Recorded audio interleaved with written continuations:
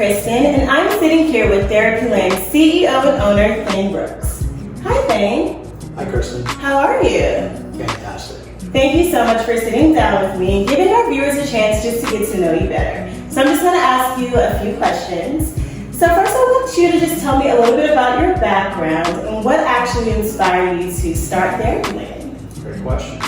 First thing I started out with when I got out of college was not knowing what I wanted to do. Started in sales, then got into the mortgage industry, opened up my own mortgage company, became a mortgage lender, did that for over 25 years. Okay.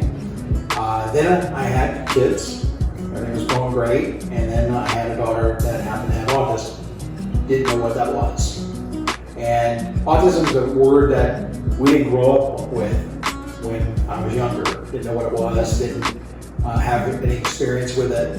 And when we first found out our daughter had autism, we're like, all right, we got this. We're gonna figure it out together. First thing they said is we need to go ahead and get speech therapy. For the speech therapy, I thought I knew what that was, using words. Unfortunately, it's a lot more than that. As I started doing therapy for my daughter, there was a BCBA there, and the BCBA said, your daughter needs ABA therapy. So as a dad that's not in this world, it's all in the finance world and real estate, hearing the words ABA and BCBA, to me, that's the alphabet. So I understood what they were explaining to me, why my daughter needed therapy, and she was very severe at the time that we first found out. So she needed all the therapies, ABA, OT, PT, speech, feeding, all of it. So we addressed it with following the leads of the BCBA that recommended the services for us. And everything was going great. The problem ended up being as a parent going through this process, trying to be the advocate for our daughter, we were having to go from place to place. So one place we would go for occupational therapy, and then we would go to another place for speech therapy. Speech therapists would have a plan of care using the words they may have used for that week or I want. Then you go over to occupational therapy, and it's different location, different therapists altogether. And they weren't able to communicate with one another because of HIPAA. So if that occupational therapy therapist used a different word, just by giving one word, changing their plan of care, it could have set our daughter backwards because they weren't able to cross-communicate between disciplines. Yes. It's very difficult for us as parents, for the anxiety that when you wake up in the morning, you don't know what that day is going to look like. You know, when you open the door to your child's bedroom, is it going to be a happy day? Is it going to be a sad day? Is it going to be a mad day? There's so many different emotions. So you conquer it as much as you possibly can. Even getting them dressed, getting them in a car, going left when you actually have to go right because the turn signal is driving them crazy. To rush to get to therapy on time and then find out that the therapist is 15 minutes late. Your anxiety level is already high. It's going to go even higher because you've done everything you can to keep your child happy. Because again, if they're happy, you know that they're in good hands. It's going to help you get through the rest of your day knowing that they're taken care of. And I got really tired of all those things happening where not able to cross-train between disciplines, us having to go as parents going to different locations. It was stressful for us, stressful for our daughter. And I really had a conversation one evening with my wife, and I said, wouldn't it be cool to have everything under one roof? Wouldn't it be cool to have all the therapists being able to cross-train between disciplines? She said, absolutely, but you don't know what you're talking about. And she was 100% correct, I didn't. So I did research. You know, I liked opening companies, I like to understand what they're all about, how they operate. So I did a lot of research and realized that Europe was way ahead of the United States when it came down to special needs therapy. And I had all this research. I did a year's worth of research from 9 o'clock at night to midnight, every night. And then I said, okay, I've got all this research. It's great to know what's going on in the world, but how is this helping my daughter? So then I started thinking, well, let's put a business plan together. So I spent some time putting a business plan together, and it really ended up making a lot of sense. I presented this business plan to my wife and I said, hey, do me a favor, read this. Tell me your thoughts on it. And she read it and she's like, wow, we really need to do this. This is something that would be great for not only our daughter, but for the community.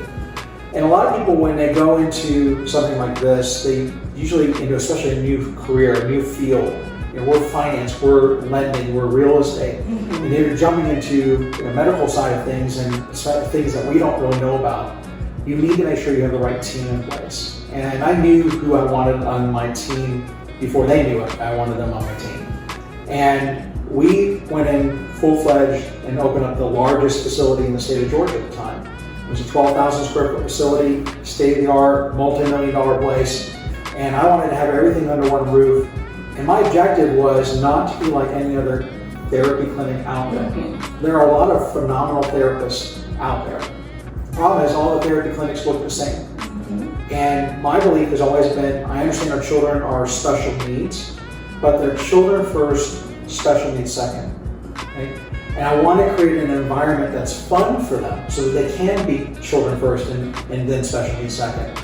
So Therapyland is a cross between a children's museum and a carnival. I'm also a high-end custom builder. So I have that background of understanding how building works and what materials, like so does my wife, we love that stuff. And it was important for us to be able to create an environment that was fun for their kids so that when they're coming here, they're thinking they're having fun, but really they're working really hard and being able to go through all those different things that they need to, the sensory aspect of it, the speech aspect of it, the feeding aspect of it. So Therapyland's model is to be able to have everything under one roof, cross collaboration between teams. If your child is coming into ABA and they're coming 30, 40 hours a week, Monday through Friday, it may be intense in regards to that they're there all day long. But as parents, it's knowing that we understand the objective of if you hit your child hard early in life, if they're typical or non-typical, they're going to be more successful because as humans, we gain more knowledge and keep more knowledge at a younger age. And as we get older, it gets harder. So if I have any advice for any parents at all is that you make sure that you do what's best for you. You're the parents. As Therapyland, our objective is to work for you as a team. Okay, it's important that we work together between all the therapists, the BCBAs, the parents. We come up with some decisions together that make sense, but ultimately it's the parents' decision, and we're here to support them.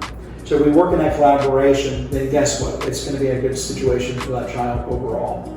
That's so awesome, Thane. So awesome. So as the CEO and the owner, you have a pretty big role here at Therapyland. Can I just ask, what is the favorite part about your job? Parents, communicating with parents. I love walking a parent through all the different steps and explaining just what I just said to you just now about how we got in this field, how it opened, what the vision is for it. But I have to remind our parents that where your child is at 2 or 4 or 6 is not where they're going to be at 8, 10, 12, 20, 30, 40. I use the whole thing of Bill Gates. Bill Gates, you may not realize he has Asperger's. Asperger's up till a few years ago was part of the autism spectrum disorder, okay? So obviously, I look at our kids and I say, okay, where this child is now, could they be the next Bill Gates? Absolutely.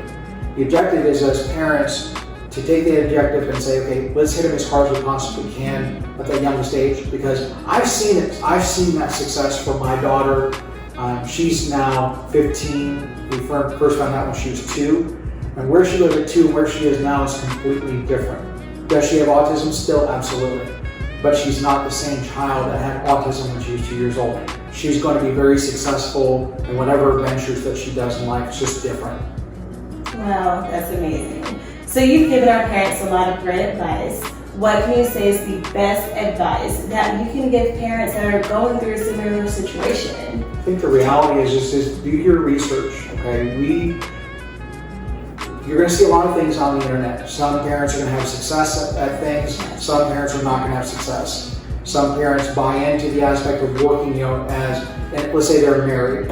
The marriage is very difficult for a lot of parents to be able to communicate their wants, their needs, of what they're envisioning for their child. The parents have to be together for that child and what the success is of that child.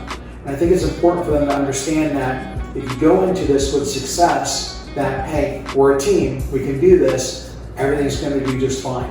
And remember, ultimately, that child is relying on you as parents. So I say, do your research and make sure that you know that if you're going to 5 or 6 different facilities out there, what do they offer? How do they offer? What kind of services do they do? Do they offer all the services under one roof or not? How's that going to structure your life? Because maybe you have other kids, and how does that affect them? How does that affect your work life? So it's a work-life balance. But most importantly, it's you do what is best for you, but do your research on it. I find that you'll be more successful doing that, and not just follow one person's opinion. Yeah. Well, there you have it, guys. Some great advice from the man himself, Mr. Thane Brooks. All right, Thane, we are going to keep it light, and we're going to play a little fun game of this or that. Can we do that for a minute? Absolutely. All right. So first off, college football or pro football? Lately, college football. Do you have a favorite team? College football would be UGA. Okay. So mountain vacays or beach vacations? Absolutely beach. Okay, that was very quick. All right, last one. Thanksgiving or Christmas? Christmas. Oh, wow. Okay, is there a reason why you prefer Christmas over Thanksgiving? Yeah, a lot more things to do other than just eating. Okay. I can eat, I can watch football, but more importantly, it's about the kids and the gifts and just being together as a family. All right, nice. Well, thank you so much, Thane, for sitting down with me and just like I said, giving our viewers a chance to get to know you a little bit better. All right, guys, thank you so much for tuning in, and we'll see you next time.